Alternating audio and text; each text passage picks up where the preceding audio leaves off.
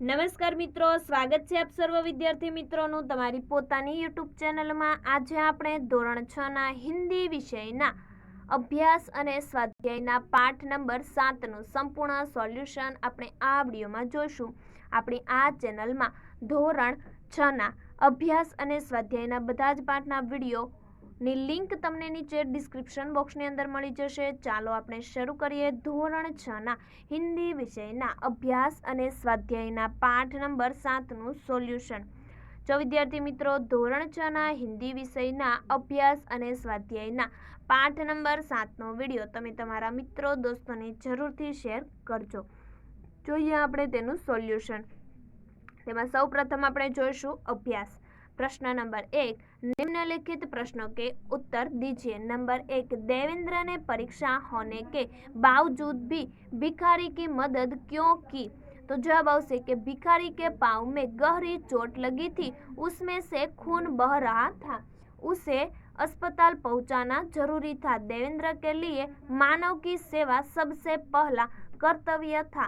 इंसान की सेवा ही उसकी दृष्टि में सबसे बड़ा धर्म था, इसीलिए परीक्षा होने के बावजूद उसने भिखारी की मदद की।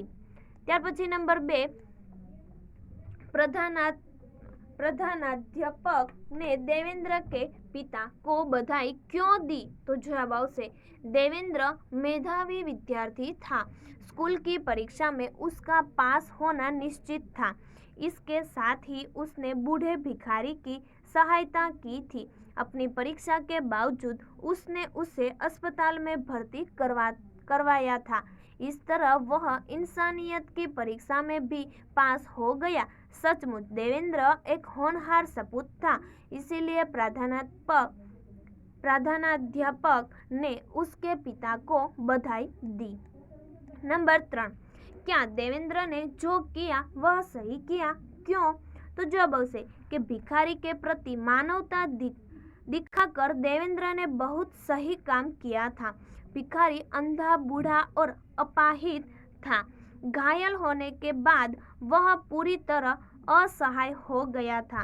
अगर देवेंद्र उसे अस्पताल में भर्ती न कराता तो पता नहीं उसकी क्या दशा होती। इंसान की सेवा व्यक्ति का सबसे पहला कर्तव्य है, सबसे बड़ा धर्म है। देवेंद्र ने उसी कर्तव्य को धर्म का पालन किया था, इसीलिए उसने जो किया वह सही किया था। प्रश्न नंबर 2, आप स्कूल में मैदान में खेल रहे थे और आपके साथी को पैर में मोच आ गई, तो आप क्या करेंगे? चर्चा कीजिए। मैं, अरे रघु, तू क्यों लंगड़ा रहा है? रघु, खेलते खेलते मेरे पैर में मोच आ गई है, मैं ठीक से चल नहीं सकता। तो मैं, डहर, मैं स्कूल के प्राथमिक चिकित्सा केंद्र से आयोडेक्स लेकर आता हूँ। मैंने आयोडेक्स का मलम रघु के मोच वाले स्थान पर लगाया। कुछ देर बाद, रघु, यार तेरे इलाज ने तो कमाल कर दिया, अब मैं ठीक से चल सकता हूँ। सचमुच तू धन्यवाद के पात्र है। प्रश्न नंबर 3, लिंग के आधार पर वाक्य सही या गलत। अगर वाक्य गलत है तो सुधार कर दोबारा लिखिए। नंबर 1, मेरे पास एक बड़ी संदूक है। गलत। सही वाक्य, मेरे पास एक बड़ा संदूक है। नंबर 2, मैं अहमदाबाद से अंबाजी की टिकट ली। गलत। मैंने अहमदाबाद से अंबाजी का टिकट लिया। नंबर 3, रावण के साथ युद्ध में राम का विजय हुआ। गलत। सही वाक्य, रावण के साथ युद्ध में राम की विजय हुई। नंबर 4, मैंने पुस्तक खरीदी। सही वाक्य। नंबर 5, रमेश की स्कूल विशाल है। गलत। रमेश का स्कूल विशाल है। नंबर 6, आपकी आवाज मधुर है। सही वाक्य। नंबर 7, रोहन को क्रिकेट खेलने में बड़ी मजा आती है। गलत। सही वाक्य, रोहन को क्रिकेट खेलने में बड़ा मजा आता है। त्यार पछी नंबर 8, हमें पौष्टिक खुराक लेना चाहिए। गलत।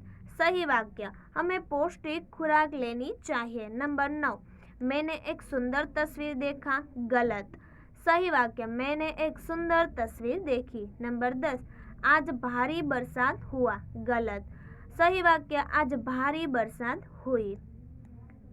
ત્યાર પછી પ્રશ્ન નંબર 4, निम्नलिखित वाक्यों का वचन परिवर्तन करके वाक्य फिर से लिखिए। नंबर 1, लड़के मैदान में खेल रहे हैं, लड़का मैदान में खेल रहा है। नंबर 2, आकाश में पक्षी उड़ रहे हैं, आकाश में पक्षी उड़ रहा है। नंबर 3, मैंने आज एक व्यक्ति की मदद की, मैंने आज कई व्यक्तियों की मदद की। नंबर 4, उद्यान हरे भरा पेड़ है, तो उद्यान में हरे भरे पेड़ है।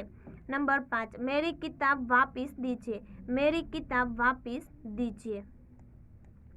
ત્યાર પછી આપણે જોઈએ તેનું સ્વાધ્યાય। પ્રશ્ન નંબર 1, निम्नलिखित प्रश्नों के उत्तर दीजिए। नंबर 1, बूट पॉलिश वाले ने राहगीर से क्या कहा? बूट पॉलिश वाले ने राहगीर से कहा कि मैं आपके जूते चमकाकर शानदार बना दूंगा, मैं उन्हें आईना बना दूंगा, उनमें अपनी शक्ल देखकर फिर आप पैसे दीजिए, वे भी सिर्फ 2 रुपये। नंबर 2, भिखारी के कटोरे में क्या क्या था? भिखारी के कटोरे में कुछ पकौड़ियाँ, अमरूद, रोटी के टुकड़े और कुछ रेजगारी थी। नंबर 3, देवेंद्र भिखारी को अस्पताल क्यों ले गया? अंधे भिखारी को किसने साइकिल की टक्कर मार दी थी? उसकी टांग में जख्म हो गया था, वह सड़क के बीचों बीच पड़ा था, उसे तुरंत इलाज की जरूरत थी, इसीलिए देवेंद्र भिखारी को अस्पताल ले गया। नंबर 4, प्रधानाध्यापक ने देवेंद्र के घर फोन क्यों लगाया? तो जब उसे प्रधानाध्यापक को बताया गया कि परीक्षा शुरू हो गई थी, परंतु देवेंद्र नहीं आया था। देवेंद्र मेधावी छात्र था, वह उन विद्यार्थियों में था जो प्रथम श्रेणी में आते हैं। उसके अभी तक न आने से प्रधानाध्यापक चिंतित हो उठे। उन्हें लगा कि रास्ते में वह किसी दुर्घटना का शिकार न हो गया हो, इसीलिए स्थिति का पता लगाने के लिए उन्होंने देवेंद्र के घर फोन लगाया। प्रश्न नंबर 2, निम्नलिखित वाक्य कौन किससे कहता है, लिखिए। नंबर 1, अंधा है क्या, देखकर नहीं चलता, मेरे कप टूट गए, तो चाय वाला एक बालक से कहता है। नंबर 2, जीते रहो बेटा, भगवान तुम्हें अच्छे नंबर से उत्तीर्ण करे, भिखारी विद्यार्थी से कहता है।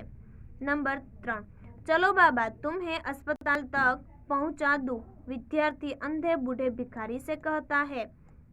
नंबर 4, सर परीक्षा शुरू हो गई और देवेंद्र सेन अभी तक अनुपस्थित है, एक अध्यापक प्रधानाध्यापक से कहता है। नंबर 5, शाबाश तुमने यह जानते हुए भी कि परीक्षा का समय है अपना कर्तव्य निभाया, प्रधानाध्यापक विद्यार्थी से कहते हैं। नंबर 6, जूते चमका दूं, शानदार कर दूंगा, बूट पॉलिश वाला राहगीर से कहता है। प्रश्न नंबर 3, निम्नलिखित परिच्छेद का मातृभाषा में अनुवाद कीजिए। અહીં તમને હિન્દીમાં પરિચ્છેદ આપેલો છે, તેનું તમારે માતૃભાષામાં अनुवाद કરવાનો છે। તો જોઈએ। એક વખત અવંતીના દેશમાં 3 વેપારીઓ આવ્યા। રાજ દરબારમાં તેમણે વિનંતી કરી કે તેમના પ્રશ્નોના જવાબ આપવામાં આવે। કોઈ પણ દરબારી વ્યાપારીઓના પ્રશ્નોના જવાબ આપી શક્યો નહીં, એટલે રાજા પણ વિમાસણમાં પડી ગયા। ત્યારે કોઈને કહ્યું કે અવંતીને બોલાવવામાં આવે તો તે જ એમના પ્રશ્નોના જવાબ આપી શકે છે। રાજાએ અવંતીને બોલાવવાની આજ્ઞા કરી। હાથમાં લાકડી લઈને પોતાના ગધેડા ઉપર બેસીને અવંતી દરબારમાં પહોંચ્યો। તો ફરી મળીશું આપણે ધોરણ 6ના હિન્દી વિષયના અભ્યાસ અને સ્વાધ્યાયના આગળના પાઠના સંપૂર્ણ સોલ્યુશન સાથે। આપણે આ ચેનલને લાઇક અને શેર કરવાનું ભૂલશો નહીં। આ અભ્યાસ અને સ્વાધ્યાયના બધા જ પાઠના વિડીયો વોટ્સએપમાં પ્રાપ્ત કરવા માટે આપણા વોટ્સએપ ગ્રુપમાં જરૂરથી જોડાઈ જજો, જેની લિંક તમને નીચે ડિસ્ક્રિપ્શન બોક્સની અંદર મળી જશે।